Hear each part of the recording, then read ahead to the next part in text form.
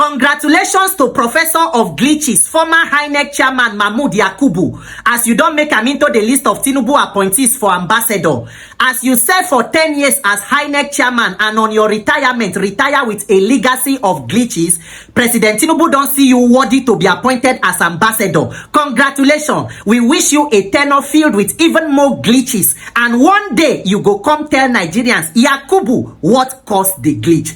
So Nigerians, when a master strategy president don't release list of ambassadors, so it took President Bola Tinubu and APC government 2 years and 2 months plus pressure from US President Donald Trump to come up with a miserable and unfortunate list of ambassadors filled with failed politicians and political sycophants, political hallelujah boys, people wey go stop at no level of political banditry and mischief in order to get political appointment. It take the president of a master strategy government 2 years and 2 months to come up with such a miserable and hopeless list. Make yourself reason am as an APC supporter so that tomorrow una no go say they just criticize government. President Tinubu recalled ambassadors in September of 2023. 2 years and 2 months later, plus pressure from US government, it take the president wey supposed to be master strategist 2 years and 2 months to come up with a list filled with political sycophants. A list where reinforce the belief, say for Nigeria, it is a reward for criminality. The more criminal minded you are, the more likely you will be rewarded with more power. 2 years and 2 months to produce list where consist of Fanika Yode Reno Mokri, former governor of Abia State Okeze Pazu, former governor of Enugu State Ifeanyi Ugwanyi. Na the list where take on 2 years and 2 months. Ori buruku lenshe Nigerian government. Ori buruku lenshe.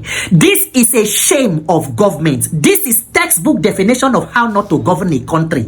So even in the midst of all the challenges when Nigeria they face, at a time when Nigeria needs people, steady hands, professionals where go fit launder the image of the country, engage meaningfully with international community to build and strengthen our bilateral relationship, the president will rather still engage in politicking. It is always politics. There is no time where politics go give way for governance or leadership. So for 2 years and 2 months, a list of people where you forfeit produce a night after the election. In fact, throughout the campaign, when I don't draft the list of all the people, it take 2 years and 2 months. Shame on all of you as government. Shame on you. If this is what people can offer, if it go take 2 years and 2 months, this is supposed to be government of master strategies. People will build Lagos. It reach time to build Nigeria.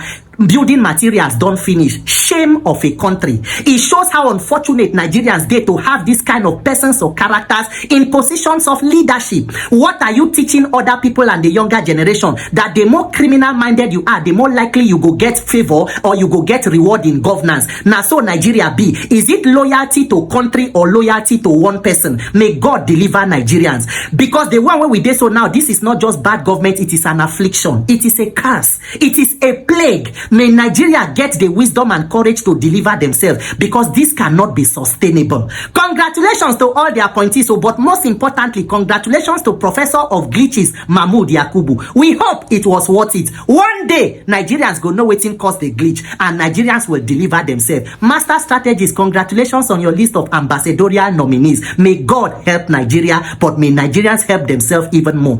The most important person to be fired in the Tinubu cabinet is Bola Tinubu himself. So whether he likes, he reshuffles the cabinet from top to bottom, move people from here to here, it is a waste of time, because once there is no clear vision and there is no political will to move the country in the right direction, even if you hire the best of the best, there is nothing to work with. In law, they will say you cannot build something on nothing. What exactly is the Bola Tinubu vision for Nigeria? You are taking out Wale Edun to replace with Taiwo Yedele, who oversaw the tax reform issue and the tax law issue that came out with forged clauses that came from the National Assembly, and he was even unable to ascertain exactly what document came out from the National Assembly and what was gazetted by the presidency that did not even go back to the National Assembly for harmonization. So when you talk about the Tinubu administration, Nigerians have had enough. It is a tale of recklessness across boards, and as it is today in Nigeria, it does not matter the step that this government begins to take today. It has proven for the last 3 years that it is detached from the realities of Nigerians. Nigerians are struggling with a bad and battered economy. economy, within security, with corruption that is in high heavens. Today, we are the fourth most terrorized country in the world. We are the maternal mortality capital, death capital of the world. We are the sixth most miserable country in the world. Nigeria has more than 18 million children out of school today. Today, we are the kidnapping capital of the world. If kidnapping was an Olympic sport, we'll probably have the highest gold medals as a country. So nobody exactly cares about what Bola Tinubu is doing at this point. They should be rounding up and winding down, allow democracy to thrive. Let us have free and fair elections so that we can end this reign of terror over ourselves as a people. The president can decide to say whatever he wants to say. By stating that they will not scare you off, it is even a signal or an indication of fear in itself.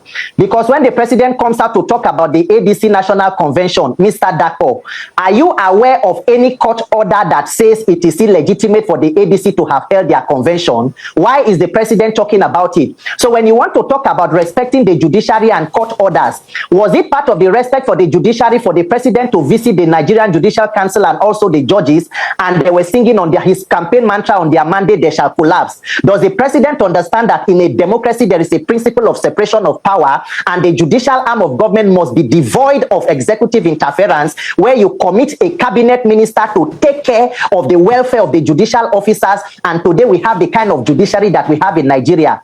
Does the president understand the principle of the constitution and the judiciary or the laws that govern this country to know that the primary responsibility of government is the protection of life and property, and that under his watch Nigeria is the fourth most terrorized nation in the world, and that having failed woefully in protecting the lives of Nigerians and their property, the president has no reason to be moving about the country talking about a campaign or re-election when persons are dying? Did President Tinubu respect the judiciary and the lives of Nigerians when people were slaughtered in Plateau State? He visited the state, ended in the airport, and said because there was no light, he was spending 10 minutes. They rather brought victims of insecurity to the airport to meet the president like a monarch. Is President Tinubu aware that as a president and commander-in-chief, kidnappers are taking people and government is paying ransom? No, Mr. Dako, I don't know exactly what the president is talking about, but as a people, we must ensure we have free and fair elections to liberate ourselves.